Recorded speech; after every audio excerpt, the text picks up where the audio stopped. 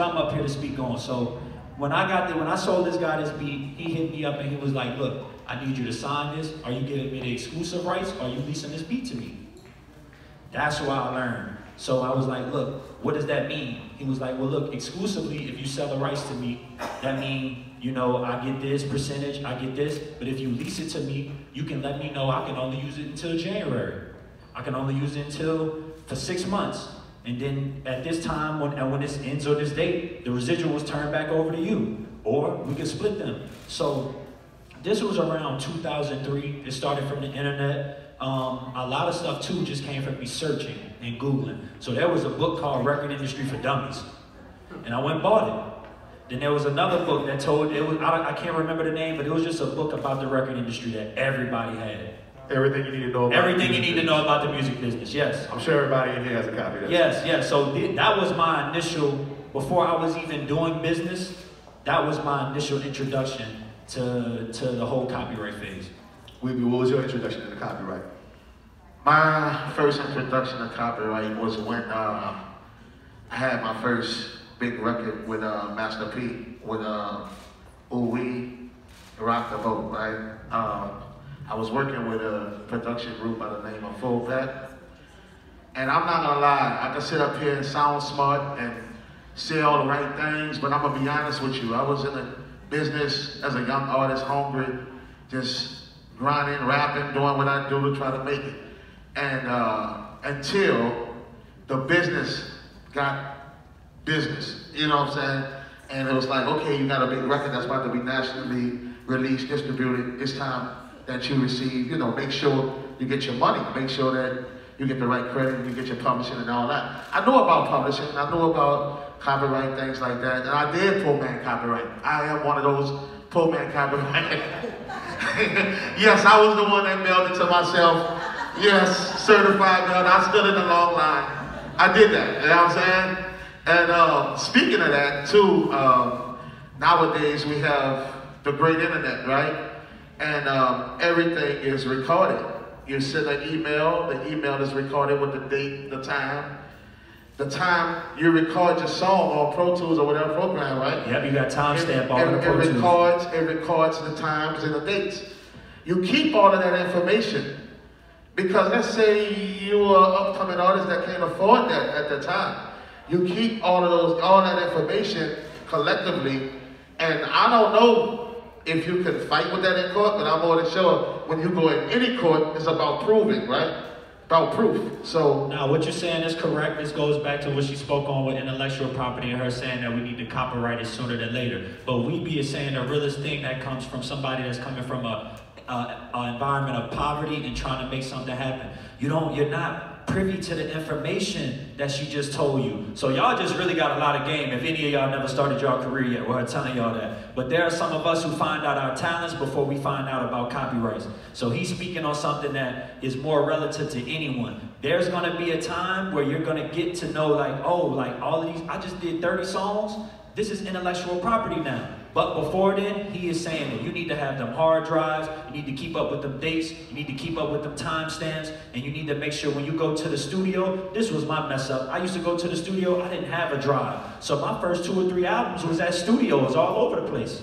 I got so many sessions I'm telling you, on the computer I'm telling at my studio, and I tell people all the time, I'm not responsible for it, come get your material. And Nesby, let me get, before because we got a lot of stuff we're going to get into, it's going to be really exciting. What was your first experience with copywriting material?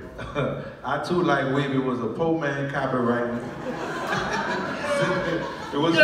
What's funny was, after years had passed, I couldn't find another copy of the CD to open that bitch up. So my shit wasn't copyrighted no more. Have you gone back and re-copyrighted on it, or was that like water under the bridge? That was water under the bridge, because technically, for one thing that I was doing, it was all sampled, recorded horribly. Just, you know, it was just, you know, just my first swing at it. But officially, around 07 and 08, when I signed up for BMI, was when I started fooling with copyright professionally. Now that you bring up samples, because we hip hop, we sample what? I did a record for Troy Ave sampling Dee Dee Bridgewater. There you go. Your Style, and she cleared it. That's a big one. So, but get into that. We gotta talk. You know, because we talk about, you know, as artists and producers who, you know, we might not come from a lot of money. You know, we working all of this on a shoestring budget. I can tell you myself, I've sampled a lot of songs that I've never cleared. And there's been times I've asked for clearance and they told me no, and I put it out anyway. Like, come find me. So I just want to ask y'all, you know, like situations, you know, have y'all ever got a sample cleared? You know, how has that impacted some of your work? And I'm gonna start with Weebie because I know a lot of Weebie songs. Matter of fact, let me find out it had a sample in it, and that was a little bit of an issue for you when you was trying to release it nationwide, correct? Did you really hear that sample? I know what it is because I know what it is, but Did you really hear that? Well, all right, so yes. First time admit, yeah, I did use, damn. I have to say what it was, come on. So, you know, we felt like we found it and we know. All right, so look, What happened to real rap. Yes, I mean, Donnell Jones, keys. We didn't use the vocals. He used the samples of the music or whatever, and in the background, way in the background. Yeah. So, and we did. I mean, it felt good. It felt. I mean, I was with it. So I'm coming off with my lyrics, and it feels good to me.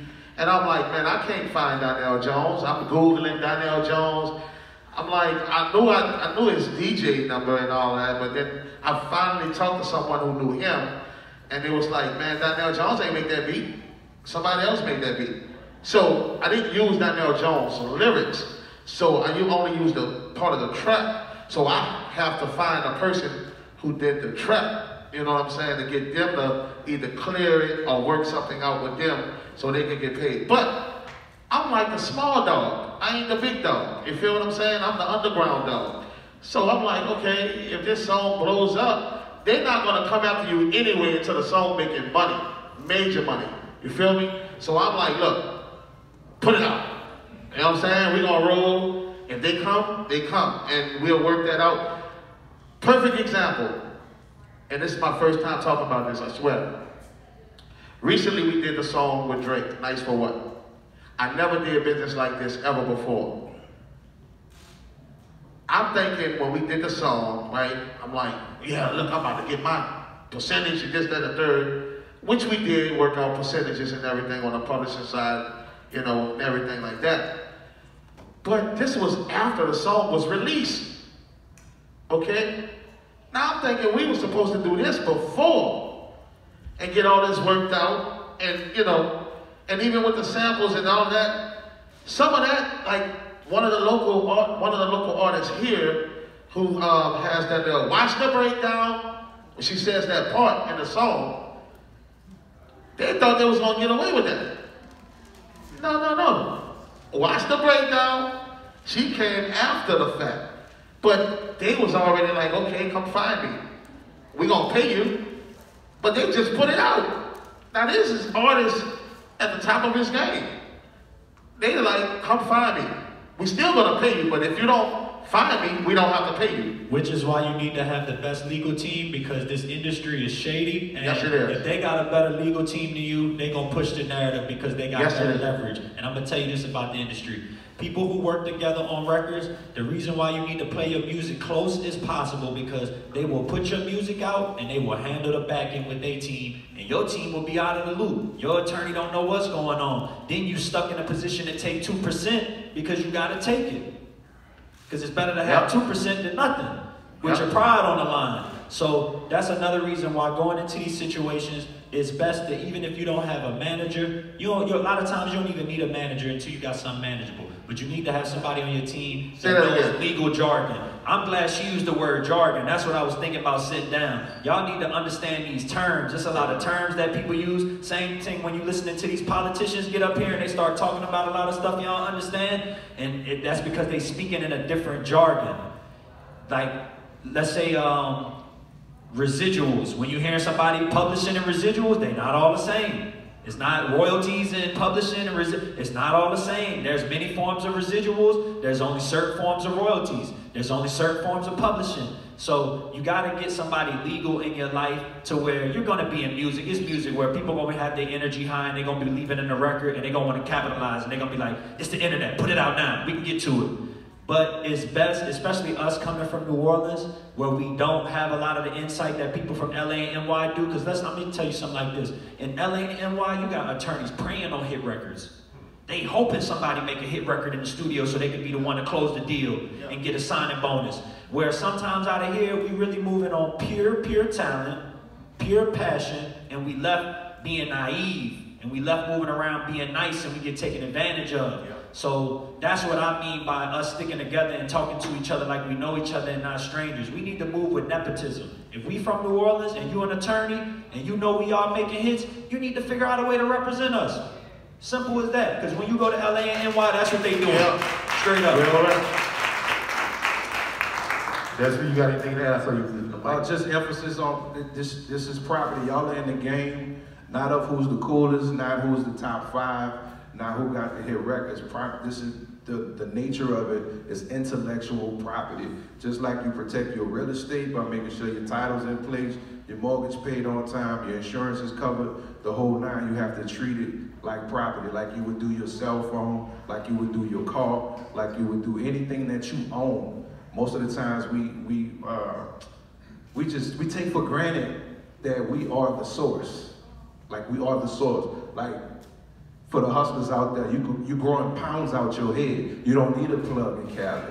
You understand what I'm saying? We talking about an idea that you could turn into a 50-acre estate because it's property. So don't ever lose sight that that's what you're doing. Every time you come up with a jingle, a word, a cadence, whatever it is, you just built another fourplex.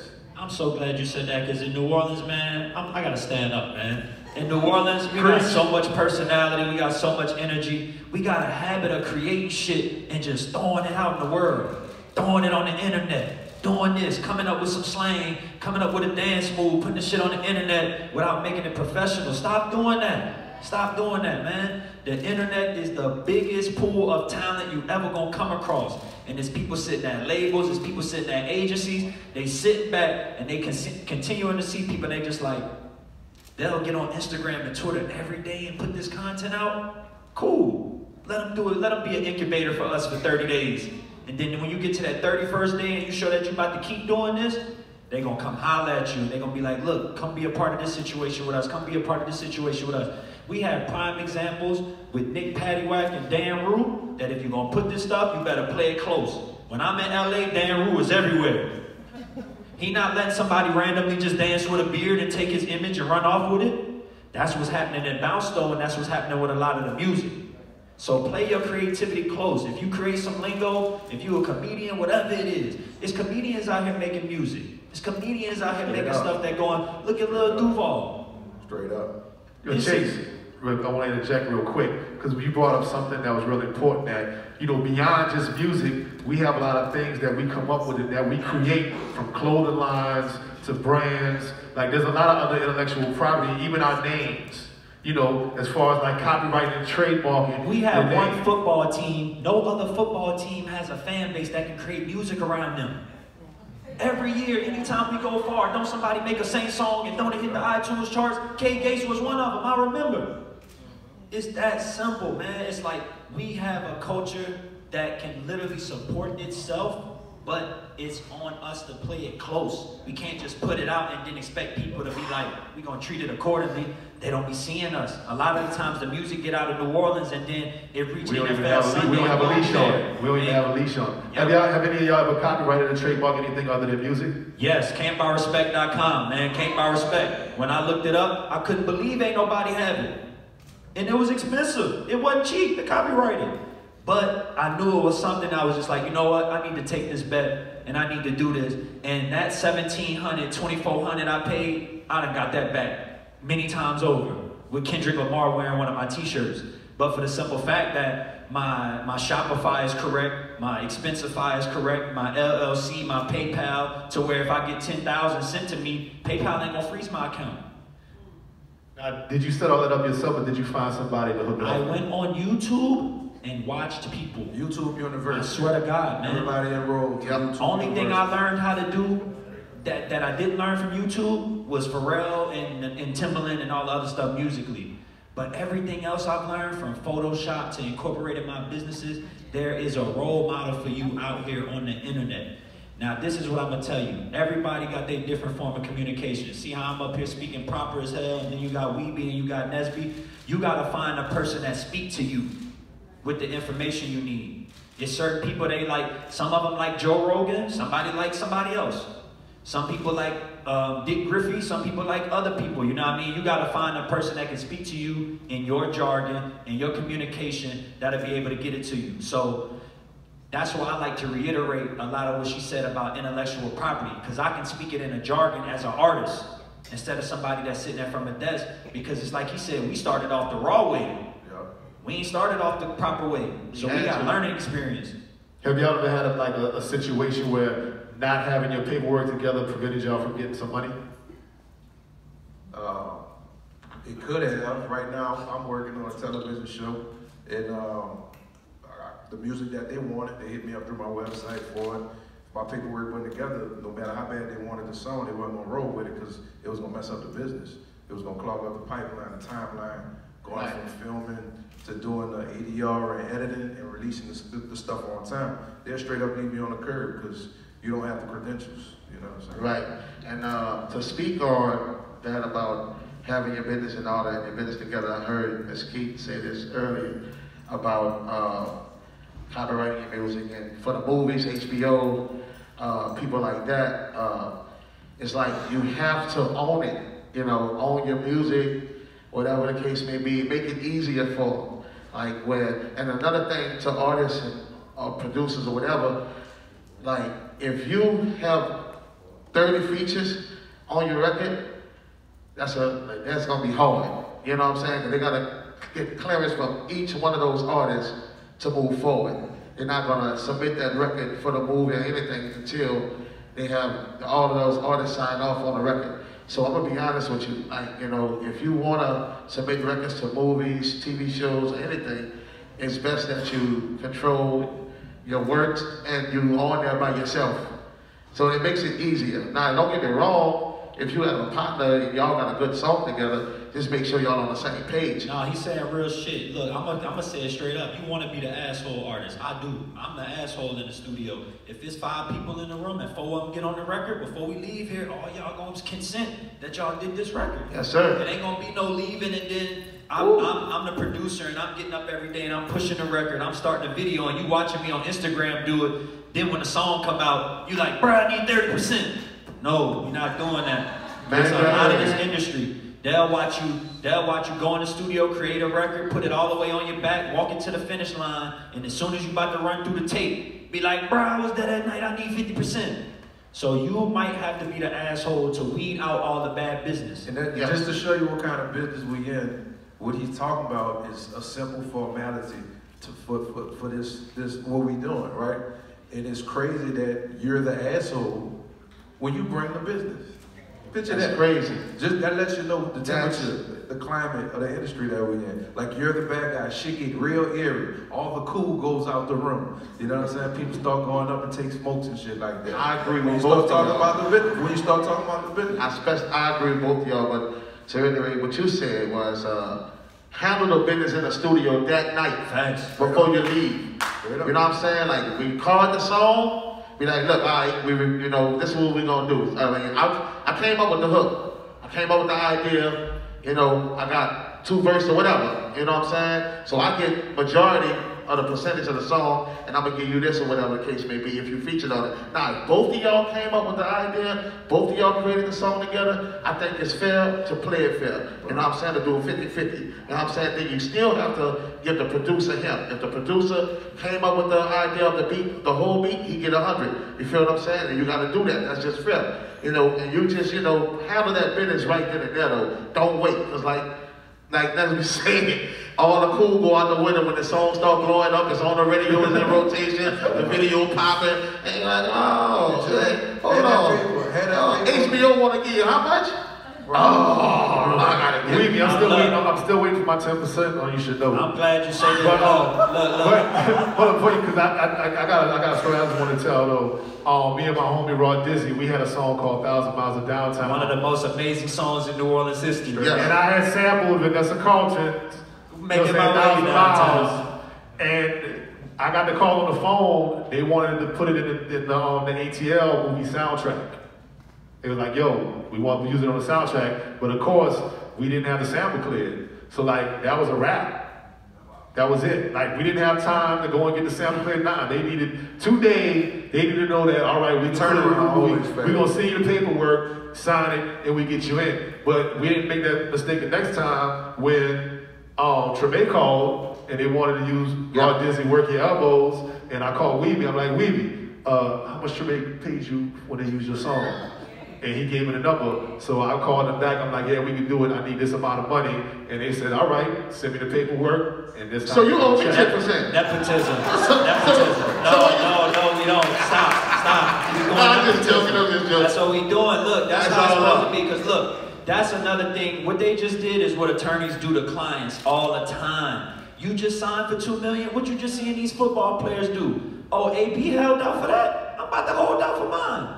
That's right. This is our version of holding out. So if I do something with HBO and I get paid 30, and then we come across and he like, man, I know your song was just in HBO. He should hit me and be like, man, I'm about to ask for 40, and I'm not supposed to feel no way. That's nepotism, because that opportunity is gonna come back around in the form of like, this person who's a music supervisor is gonna always be able to be like, I can go to New Orleans and get music for under 100,000.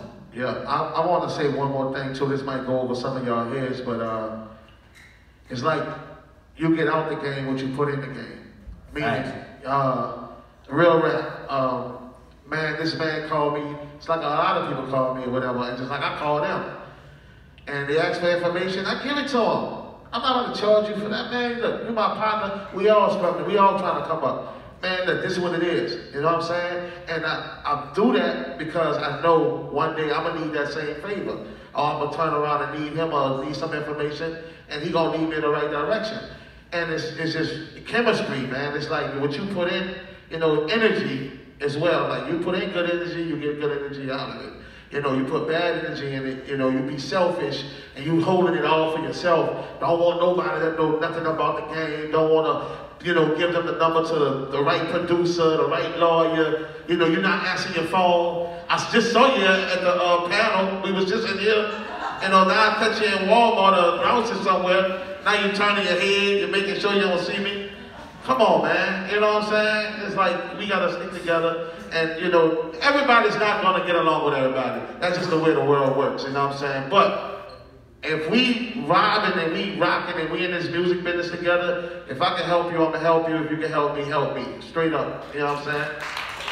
That's New Orleans in a nutshell. That's the New Orleans. Like, we're working on that right now. We're trying to put a whole different energy out here for this. I want to get back to though, like when you're working with these major labels, when it comes to the copyright stuff, do y'all kind of leave that up to them to take all of that? Nope. Or how does that process work? I can speak personally for myself as somebody that's on two sides of the coin, really three. So somebody that's consulting A&R on a project, somebody that's rapping, doing my own, and then producing. So producing, when I produce for other artists, I've let the sample person over at that label deal with that. Simple as that. So there's a dude over at Interscope, he's known as Horseman. And he just like known as the dude that clears everything. And they call him Horseman because he got his start clearing samples in the Spirit movie, which is like this old animated movie with horses and stuff like that. But that was supposed to be like one of the hardest soundtracks to clear because it was like so many people contributed on it and he did everything. And he's like a go-to guy in the game, even outside of Interscope. People just always be like, man, hit up Horse Guy, he can get that cleared because he has relationships with so many people over the years, be it producers, be it, you know what I mean? So many same people get sampled. He's a person who can hit up Hall & Oates directly damn near and be like, yo man, the person who's sampling this is actually a good person. They're not saying all kind of crazy words on the record. They actually love you as an artist and they'll contribute. They'll be like, all right, I'll give you 10%. But then you got situations like Juice WRLD where they do the same thing and run off and then Sting is like, ha ha ha, let me get the 5 million and I'm coming to get all of it. So I wanted you to expand on that though, because all samples are not created equal. No, they're not. The price for these samples is not always the same. No, not at all. Some labels have a rate, so you have some people, you have labels, they buy catalogs to publishing and stuff like that. So me being a producer on Universal, I could go into my point person and be like, give me the whole catalog of Universal stuff because they can clear that without a rate. They own it. I can go to Isaac Hayes, his son, and be like, let me get the catalog from you, and let's set up a rate for anything I sample from your pops. This is gonna be the set clearance fee. Then you got some people who just like, this is about to be a hit. We want 60% of it. Simple as that. They don't care what you mean to the game. They don't care what you stand for. They just know this is she's a prime example because she's not out here working so much, and because the first album that she worked on had so many producers and so many other people on it, the percentages dwindled so much. So it's not only Lauryn Hill got to fight for her percentage because Salaam Remi might be getting his cut too, and everybody else who wrote on the record getting a cut. Wyclef, this person. So depending on who owns the rights to that sample and clearing it for you could be the biggest or the worst mistake that you got. Like, it could be the best thing for you because you know who can clear it, or if you don't know anybody, they just like, here. They can make your life miserable. They cannot clear it. So look, case in point, I worked on Young Jock first album. I'm young. I grew up in the Nintendo era, so I sampled some Nintendo Dreamland from Kirby. I go to the Young Jock, loving the song. They want it as a single and everything. They go to clear it. They like, yeah, so what is the sample? I'm like, man, it's Nintendo. They like, what? They go to clear it off. Nintendo like, we don't clear nothing. I had to replay it. I replayed it. They still took 90% of it. When Courtney Hart had a deal with Jive, one of the records that they were gonna put out for the second single was like the first thing we did called Spell It Out, and I sampled some sounds out of a Speak and Spell. And they were like, nah, we're gonna use another record. Yeah, they didn't even want that headache. So, what did we learn today, guys? I'll give y'all another special case. Look, a lot of people know me for sampling the Drake record, doing Look What You've Done. So that's a sample, and it's not a sample because that just happened to be a video that happened to be from a jam session, just from some old footage in Player's life that just happened to get uploaded to the internet. I end up coming across it, and I see Smokey and Static jamming on the piano. I hear it, I sample it. I throw it in there. They didn't own no rights to nothing. The song that they was playing in the video, it was just them freestyling. It wasn't even a song. I could have ran off in the sunset with it.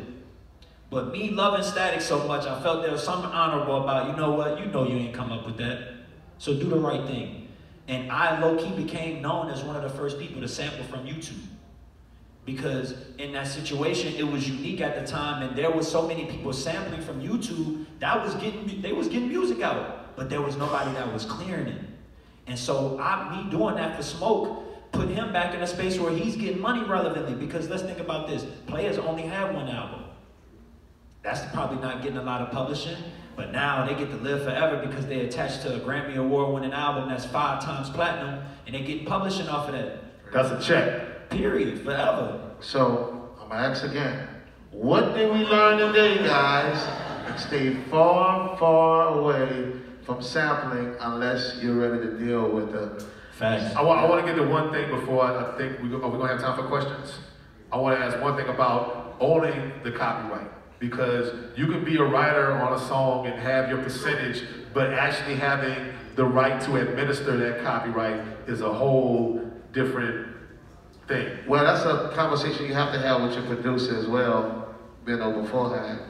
Because some records, I only can copyright my lyrics. You know what I'm saying? Because I didn't make the beat. You feel me? But if I made the beat and I rapped on it, then I own the whole thing. So, to speak on what he's talking about, I'm gonna break it down. So there's 200% in a song. You know what I mean? There's the 100% of the writer side, and there's the 100% of the producer side. And then there's a whole 100 that those two make up together. So this is what I mean by the jargon that can confuse you. You'll hear like, what you mean they got 200%?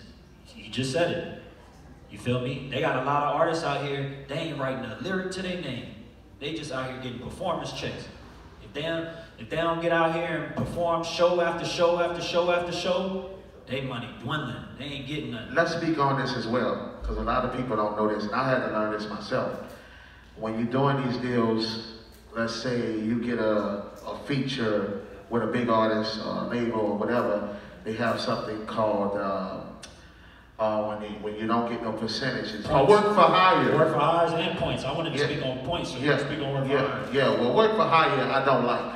Now look, they come in handy. I'm gonna explain Tell why us they come why in you don't like handy. working You explain hard. from an artist perspective. I'm gonna explain. I mean, I know why it come in handy for you, but from an artist, work for hires are one and done. I pay you up front.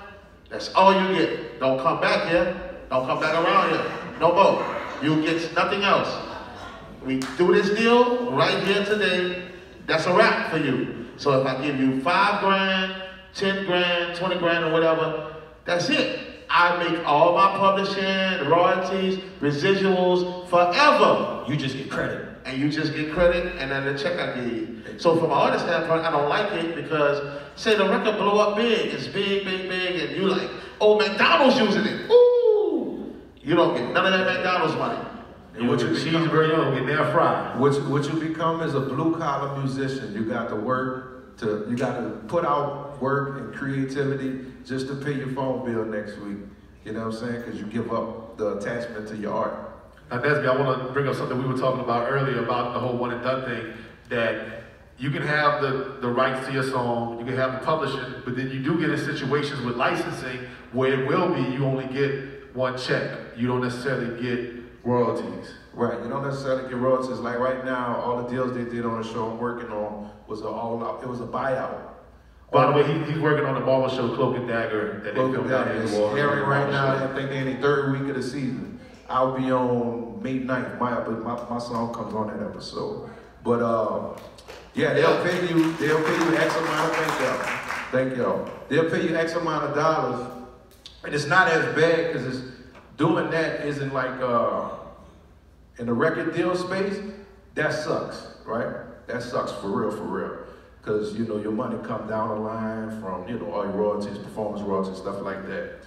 A lot of TV stations, film people, more so in TV, they want to just give you a one and done check, but you still own that music because all you did was license it, which means you leased it, you rented it out. So I own it. Yes, I'm gonna let you use it for this. They're gonna set the duration, let you know how long they're gonna use it for, the whole nine. You most likely you won't get nothing on the back end per se, but what does happen, especially if that music is out in stores, you have a whole new audience that's been introduced to. And the turnover is real, man. So what he just explained, 21 Savage just did with Epic, Chance the Rapper did with Apple. They renting their albums to these niggas, man. They know that they go in there, these labels, these people ain't putting up no money for them to go in the studio. So they walk in here and they like, look, I know you can get me on Apple Music front page for a cool 2 months. You gonna rent this album for me, and then after 6 months, it's gonna stop. This is the biggest thing. We working with algorithms now. So the moment that they change, that algorithm don't if you moving. So everything else you got surrounded in your life, that energy is gonna fall right into that algorithm. And it's gonna shift from Atlantic or Epic or wherever it is, and it's gonna become yours. That's when you get up and you don't go make a new album. You do what Nipsey Hussle did and repackage it and move it and move differently. That's right. You be like, look, I'm gonna add 2 more songs and I'm gonna add a short film and a documentary. You put all the films in the documentary. Come on, Chase. Now you got a soundtrack and you get paid for that. Amen, brother. Now you license out the soundtrack. You know what I mean? So being that we in the city, man, look, we grew up and we seen the Ice Cream movie, I'm About It, all that, man. We gotta get back to that, man. Period. Yes, Point sir. blank. Let me say this before we move on. My manager, he's from Atlanta, but he's based in LA. He told me something a few years ago that changed my whole perspective in the world of intellectual property. He told me for every song you create is the equivalent to starting a new company. Facts. A company, not just a song, a company, and all the revenue streams that come from owning a company. Disney is a company. You understand what I'm saying? And look at all they did. So each song you drop is that powerful. Much like a seed to create a tree that creates an infinite amount of seeds. So let me break that down. It's Yeah. not just a company, it's a holding company. We gotta learn what holding companies do Talk so about we can create them to protect our assets. Because a lot of times we get boxed out because individually you might not have it all to protect yourself. But if all of us came together and created a holding company to protect our assets, I learned that through the girl I'm dating. She ended up taking a job for this billionaire dude by the name of Ronald Perlman. And he owns a holding company named McAndrews and Forbes. And they own Revlon. Do you know how insane that sounds?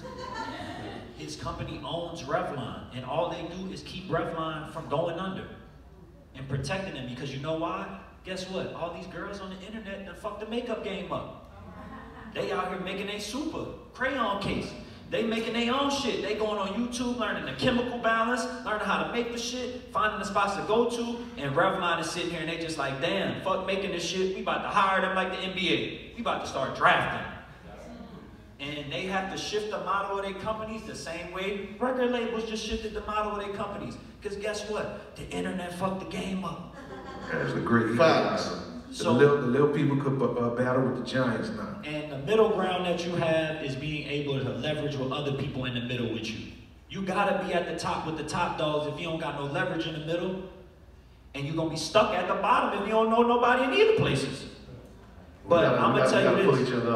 I'm gonna tell you this. One thing I've learned from being able to be in the middle and be independent is I've been able to keep up with the changes in technology and time. There's so many things. When I came in the game, people was trying to be like Soulja Boy, renaming their songs just to get plays and coming up with the next dance. Now what are people doing? People know I don't need a label. I'm gonna start my own agency. I'm gonna start my own firm.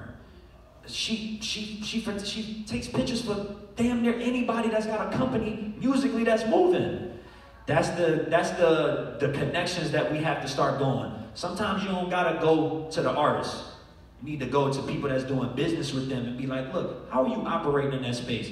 Oh, well, you know, I pulled up, I did this, I did that. Because that's a lot of what I learned. When I went to Atlanta as the only person from New Orleans, and I'm just like, oh, this how they doing? They all 15 deep in the studio for 9 hours a day? Ooh, this what, 5 people making one beat? Shit. Let's do that. But until I'm seeing that down here, until we seeing that nepotism, that's Atlanta, man. Atlanta didn't do nothing but practice nepotism. It ain't friendship, it's chemistry like he said, and it's nepotism. I would rather, if I'm Young Thug, I would rather go to Pee Wee Longway than somebody else. It's that simple. We're going to do that for New Orleans. We working on it. This is the start of that. So we're going to open up for some questions from the audience. Anybody got a question? Y'all got a mic?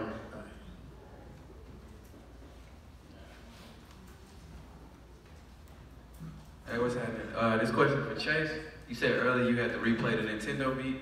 Can you break down the difference between sampling and interpolation? Reinterpolation, yeah, that's a good question. So with reinterpolation, you do have some sort of creative freedom to where, like, this is how crazy music is, man. One thing y'all should really watch, y'all should go watch Pharrell's deposition when he was in court. That'll teach you a lot about how they fucked over him, and I love him, but they fucked him because he got caught up in what inspired him to make the record is what damn near got him axed.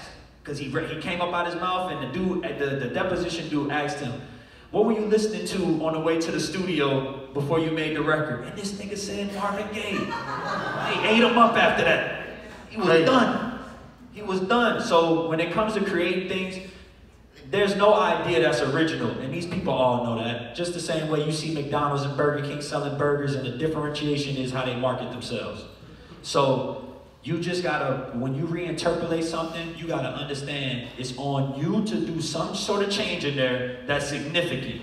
You're gonna have to change. It could be the key, it could be a turnaround. It's gonna have to be something that's that significant for you to be able to not get away with, for you to be able to get away with it. And I know why Pharrell got caught, because for so many years he was reinterpolating and he did get caught. Reinterpolate Michael Jackson, Human Nature in 4-5 songs and getting away with it. Jay-Z, I Know. That's straight human nature, Michael Jackson. But when we in a social media era now too, where you gotta also remember, man, these people, they're like spies on the internet that literally look for shit. It's like you put that, oh, you was listening to Marvin Gaye. And they put it out there in that universe, and when you try to defend it, you gotta have proof. So I'm just gonna say this, if you're gonna sample something, you better off sampling it and clearing it straight up, and if you're gonna reinterpolate it, you better reinterpolate the hell out of it. Do not reinterpolate it and you know the bass line is from an Erykah Badu song and you just gonna play stupid, because they're gonna come and get you.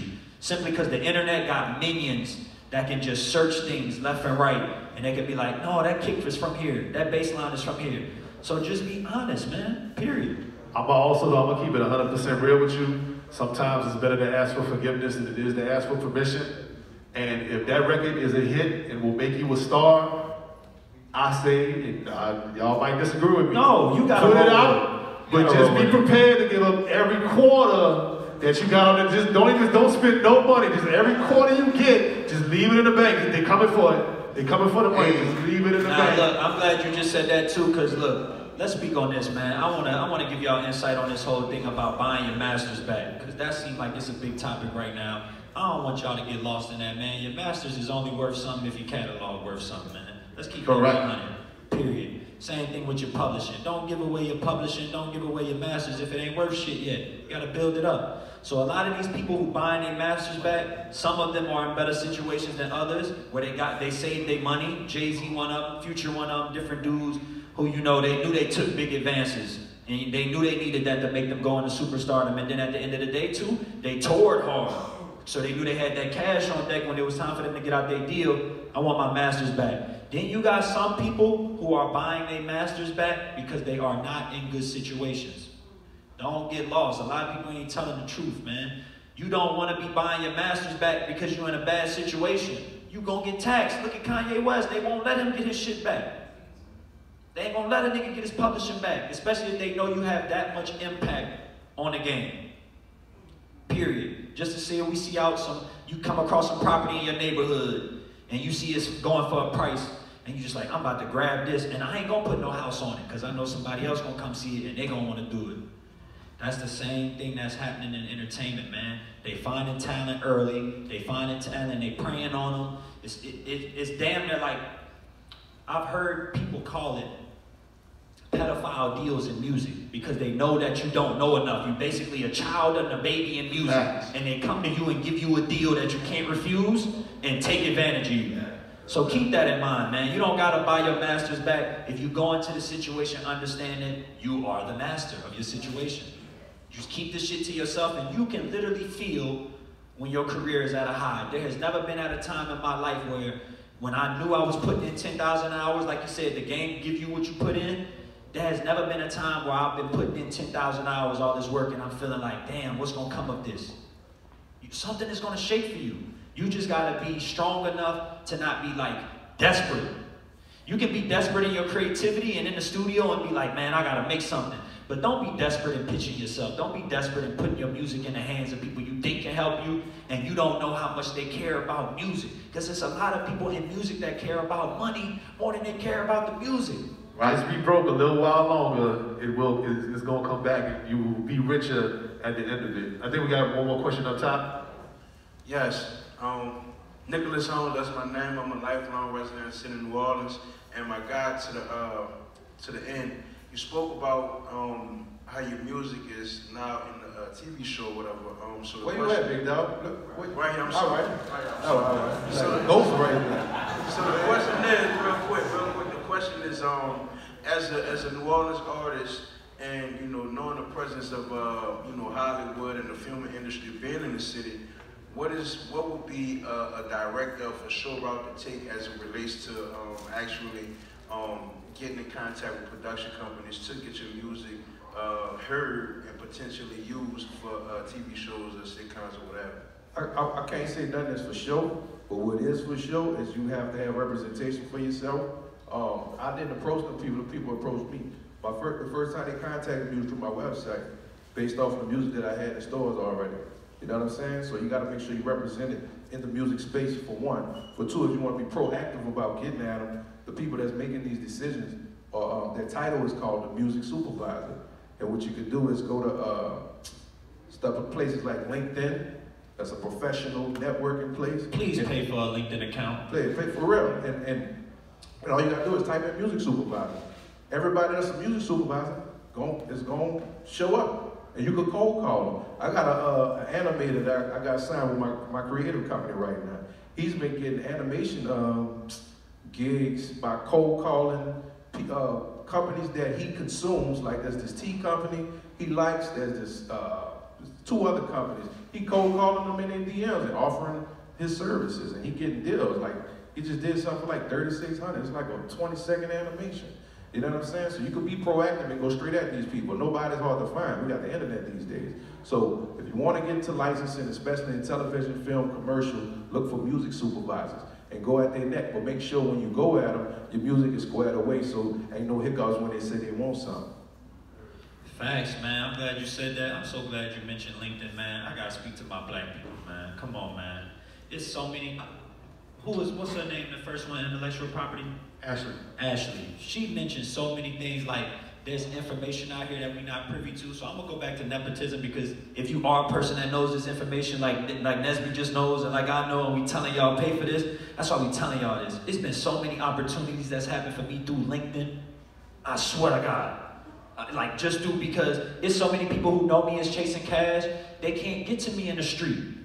They can get to me through LinkedIn. They see me up in Interscope offices, they know I've worked on all these different projects, and they can just shoot me a little like or a little message on LinkedIn and be like, hey man, I like that work you did on Drake album, or I like that product development you did at this and that. But the internet is the one thing that's making these communities smaller and smaller and smaller. You have to use the internet to research and study. I have been a master at finding people, man. I used to open them booklets and see who them A&Rs was, and I knew who Shakir Stewart, rest in peace, I knew who he was before I met him. I knew who Fuzzy was, I knew who all these dudes was before I met them. So when I met them, I didn't have to have no inexperienced conversation with them. A lot of times I didn't have the work that was necessary for me to get on. But there's something about knowing somebody's experience that'll make them connect with you. You're not just coming to them as an opportunist. I could come to these people and be like, man, you know what, Pharrell? I love that work you did back in the day, this and that and the third. And they look at you differently instead of you just being an opportunist with them. I seen somebody raise their hand. No, it's time for us to cut this off. Nah, we gotta keep going. But yo, on the real, like, we might be off of the stage, but we not done. Like, you know, the internet has made the community a lot smaller. But I'm gonna tell you this though, like New Orleans, what we need to do and what we're doing right now, we touching each other. You know what I'm saying? We having these personal conversations. We rubbing elbows. We getting in the same room. We having these conversations because nepotism. That's going to be the term for the rest of 2019. Nepotism. The N and N-O need to stand for nepotism and opportunities. Straight up. So we about to bring Bill Sabo back Give it up for this panel. How great was this? Hey. You